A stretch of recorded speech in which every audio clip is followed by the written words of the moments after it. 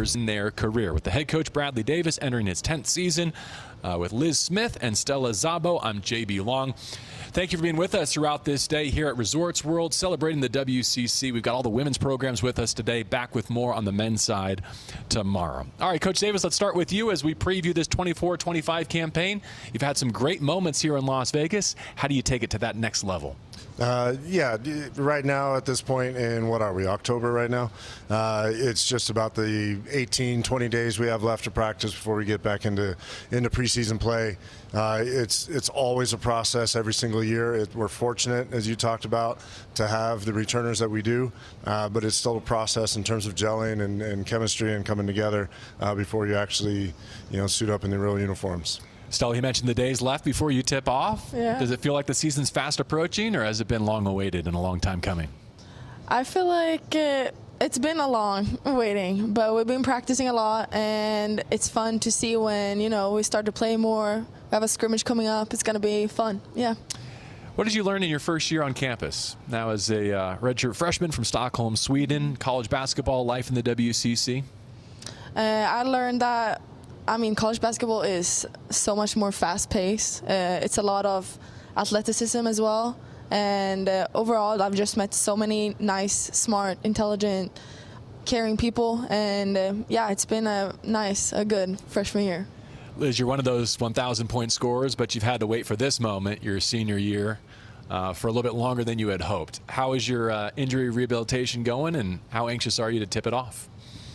Rehab is going great and not rehabbing anymore, thankfully. So I'm fully healthy. I'm ready to go. I'm super excited. I'm sad that it's my last year, but like I said, I'm excited to get going. Is that a process you'd gone through previously, or was this your first time kind of being away from basketball for an extended period of time? I've had a few injuries very similar to this, but I think it's just about, staying patient, not getting down on myself, and the support of my teammates, support of my coaches definitely got me through that. And like I said, I'm just excited to go. Yeah, what kind of urgency do you feel knowing that this is the last go-round and you got to make the most of it? I don't know if urgency is the right word. I'm sad. I'm really sad. This is my 5th year, but I'm excited. That's the only thing I can say. I'm excited. I'm anxious to get going. We got 30 games, and I'm going to go hard every single one of those games. But you're more the type that would like to freeze time and just make the most of this moment, make it last forever? Yeah, I wish I could be a senior forever. I like that. You're not wrong. Being on the other side of it, it doesn't get any better than that, so make the most of it. You got some good vibes here in Vegas, too, whether you've been a part of it, watching or participating.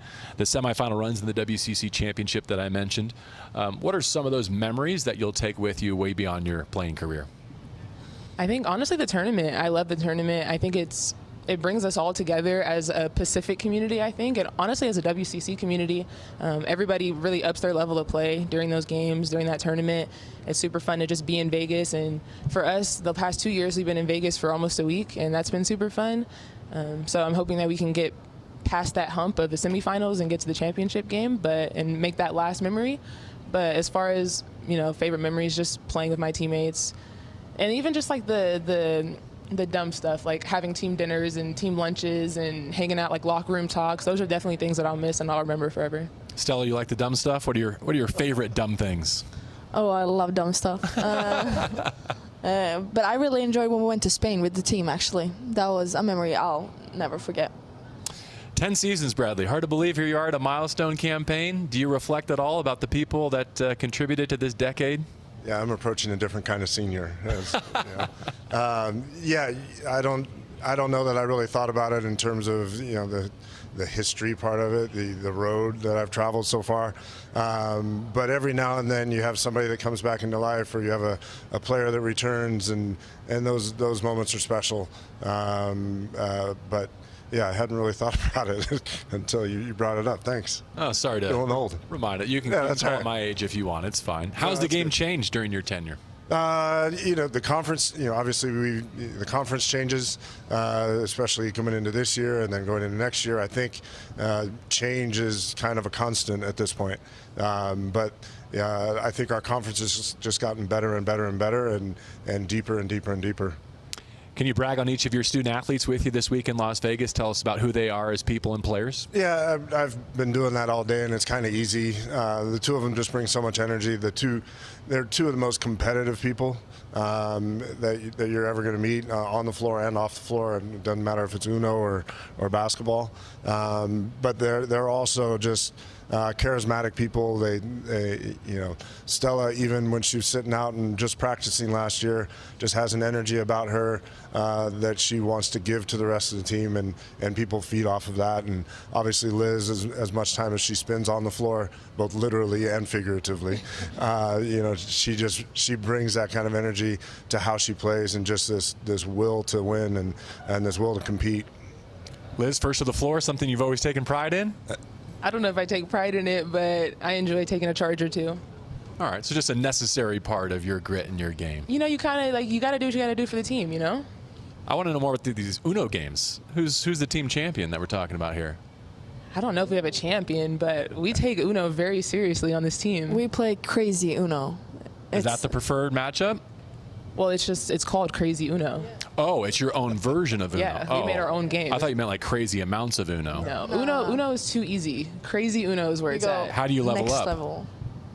Basically, you can help people. So if we're all playing Uno, right, and let's say it's a red 2, you don't have a card. Bradley can give you a card. Okay, I like this. He doesn't have to give you the correct card. It can be a blue 7, and then you can't use it, and you lose your turn, and now you have an extra card. Wait, so I can say, hey, Coach Davis, I need some help. I can't play here, and you can just throw me anything you want? I can help you the way I want to help you. Pass me a grenade? You just have to trust him, That's not cool. Who's the assist leader on the team? Like, who do you want on your Uno team? Who do you want to ask? That's the real question. Let's name drop a little bit. Who besides the two of you on stage here with me can we look forward to really shining for the Tigers this year? What names come to mind as maybe a breakout star or someone who's really improved her game? I'd say that Lauren Glacier has been doing really good in practice. That's good because Lauren's watching. Yeah. You nailed it. Hey, Lauren. Sorry to interrupt you. Continue. No, but she's just been doing really good in practice and really showing her skills and what she can contribute to the team. Liz? I'll piggyback on that. I think Lauren has had a great preseason so far. I think she's worked really hard to just be more consistent and to be a great teammate. And I think everybody has done a great job this preseason. Like, I don't want to just shout out Lauren. If I could shout out every single player on the team, I would. But yeah, I would say Lauren for sure. I'm excited, and I think she's going to contribute a lot this year. Coach Davis, continuity is hard to find in the college basketball landscape, but it seems like here in the WCC there's a lot of it with your program. And then when I look at kind of the preseason accolades, there's a lot of familiar names and faces. What does that mean to the complexion of this year's conference? Yeah, my answer to yours was I think you can get what you expect from some of our returners, especially in Liz and Anaya. But you're right. Continuity is big, and I think in this day and age in the NCAA, when you can have continuity in fourth-year seniors, fifth-year seniors, you have a leg up in experience, and you just hope that you can build the chemistry throughout the year.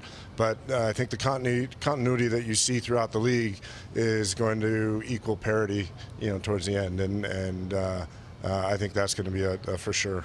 Would you say that's all the more so given the programs you're bringing in to compete this year, Washington State and Oregon State, and what they add to your conference schedule? No, absolutely. You bring in top 25 programs for last year with two of the best coaches on the West Coast, and that we're bringing in top level programs, and that just adds to this conference and how hard it is to win day in and day out, and how hard it is to do what we've been lucky enough to do, is to advance in Vegas, and we're looking forward to that challenge both.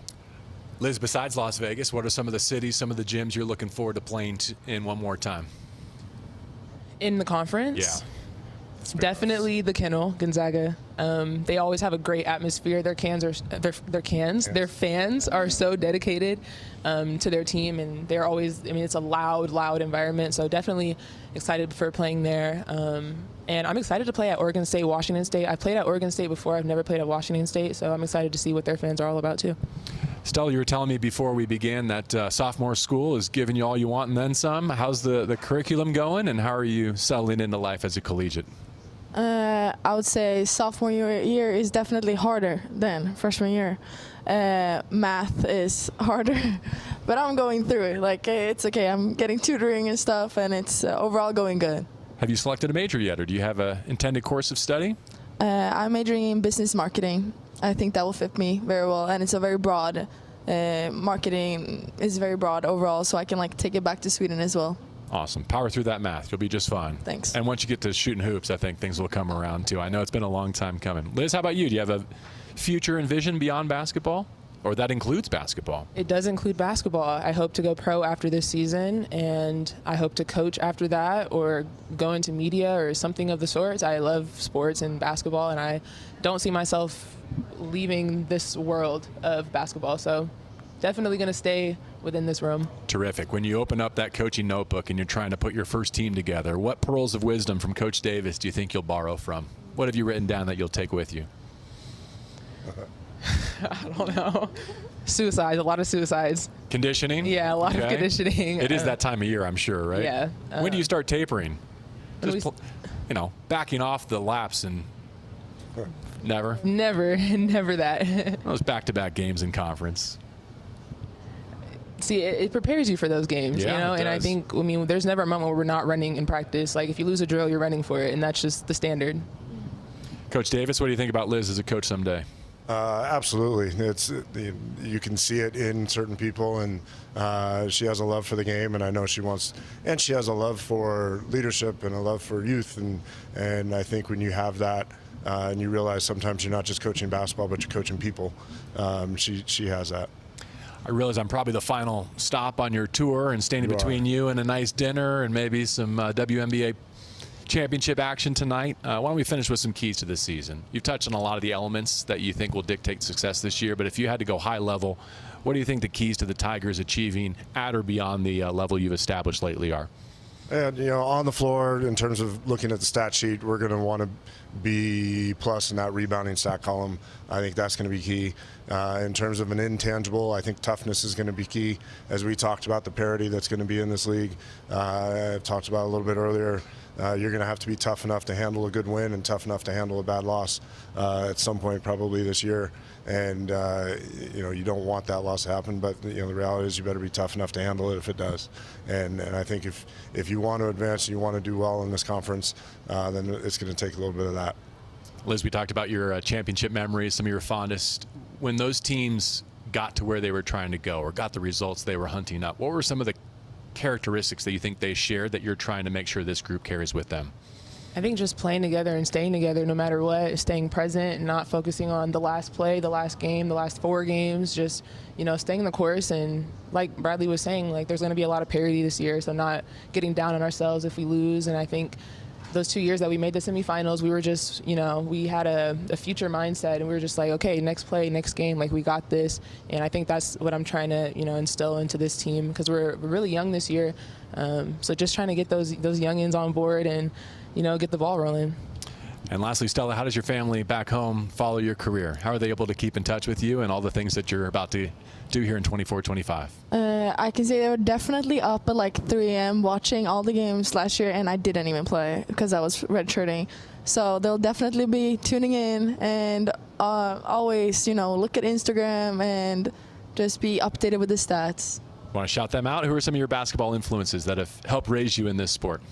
I would definitely say my coach, Mikael Johnson, and Dorka, one other coach that I've been really glad to have. Oh, we'll be glad to have them watching you actually put up some shots and grab some boards and lock it down on defense here in 24 and 25. Until we convene in Las Vegas again, to all the Pacific Tigers, thank you for being with us to share your thoughts on the upcoming season. Thank you. Thank you. All right, have a good rest of your night.